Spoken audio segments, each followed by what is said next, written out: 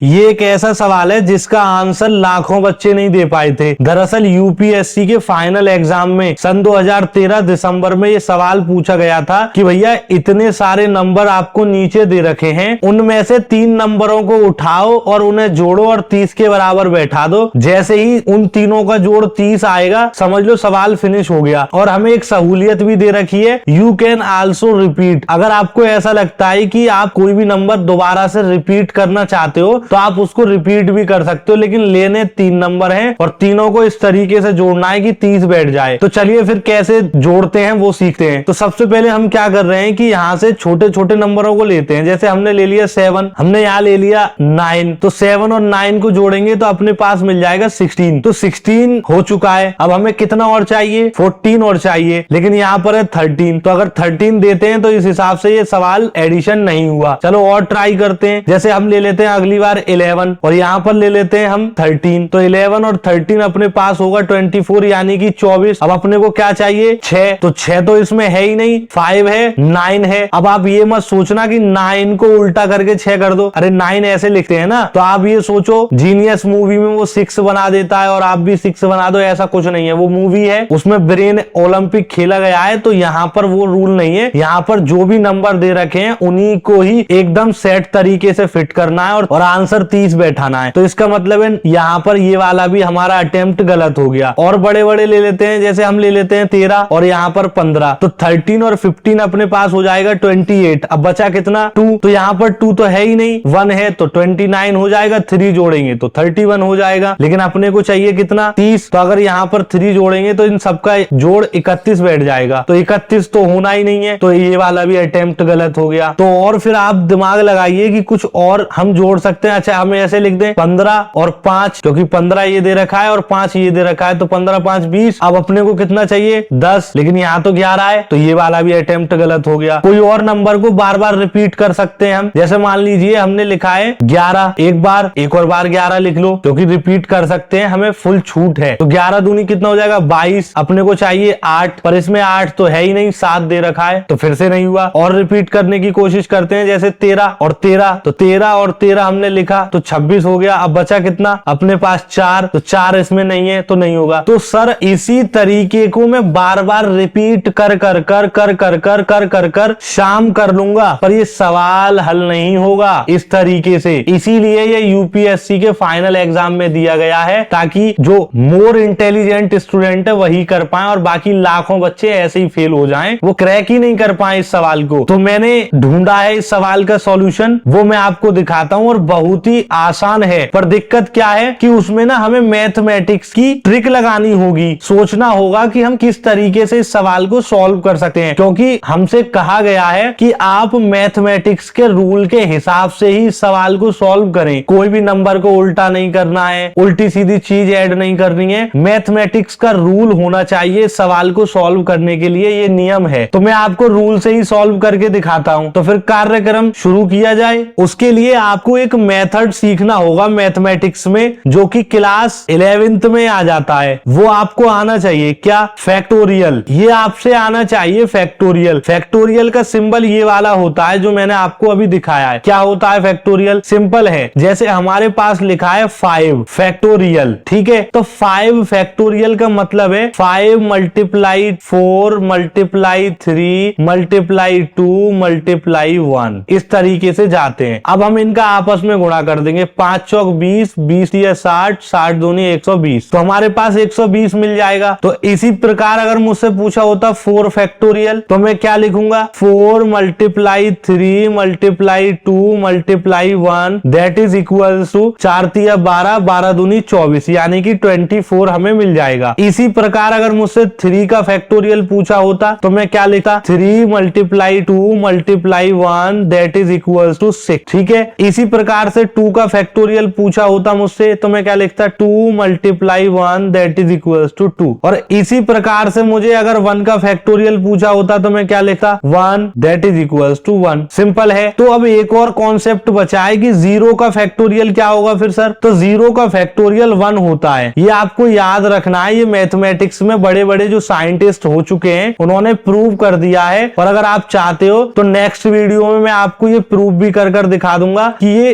Zero का factorial 1 क्यों होता है, कैसे होता है। तो अब आपको समझ में आ चुका है कि अपने पास 0 का फैक्टोरियल 1 होता है और 3 का फैक्टोरियल 6 होता है। इस प्रकार से आप 9 का फैक्टोरियल भी बता सकते हो। तो हमें इसी कॉन्सेप्ट का इस्तेमाल उस सवाल में करना है। कैसे, वो भी देख लीजिए। अब मुझे ना इसमें 3 नंबर लेने हैं और तीनों को जोड़ के 30 बनाना है। सिंपल, कुछ इस तरीके से नंबरों को उठाओ जो फैक्टोरियल लगाकर हम 30 बना लें। तो जैसे मैं इसमें ले लेता हूं 11, ठीक है, इसमें ले लेता हूं मैं 13, तो मेरे पास इन दोनों का ऐड कितना हो जाएगा sir, 11 plus 13 that is equals to 24। इसका मतलब 24 तक तो पहुंच गया। अब मुझे जरूरत कितने की है सर, 6 नंबरों की जरूरत है, यानी कि 6 मुझे चाहिए। तो 6 में कैसे लाऊं भाई, इसमें तो है ही नहीं। और रिपीट में कर सकता हूं, लेकिन रिपीट करने से भी कोई फायदा नहीं है। रिपीट का मतलब एक ही नंबर को 2 बार लिख सकें। ये नहीं है कि 3 और 3 को जोड़ लो तो 6 बना लो, नहीं, वो गलत हो जाएगा। तो फिर क्या कर सकता हूं मैं, यहाँ पर मैथमेटिक्स का इस्तेमाल कर दूंगा और यहाँ लिख दूंगा 3 फैक्टोरियल। अब 3 फैक्टोरियल मैंने आपको अभी सिखाया है सर कि 3 factorial that is equals to 3 multiply 2 multiply 1 जो कि 6 होता है। तो यहाँ पर 3 फैक्टोरियल की जगह हकीकत में 6 आ जाएगा। तो 6 ये और 24 इन दोनों को जोड़ लेंगे तो 30 बन जाएगा। तो ये इस सवाल का आंसर होगा 11 प्लस 13 प्लस 3 फैक्टोरियल, क्योंकि इसमें मैंने सिर्फ और सिर्फ मैथमेटिक्स का ही यूज किया है। कोई भी ऐसा तरीका नहीं अपनाया जो कि सवाल को गलत करे। तो इसका सिर्फ ओनली 1 सॉल्यूशन है, वो है 3 फैक्टोरियल। तभी आप 30 कर पाओगे, वरना आपका जीवन गुजर जाएगा और आप 30 नहीं कर पाओगे। तो आगे ऐसी ही इंटरेस्टिंग वीडियोस और आने वाली हैं, तो उन्हें देखना ना भूलें। धन्यवाद।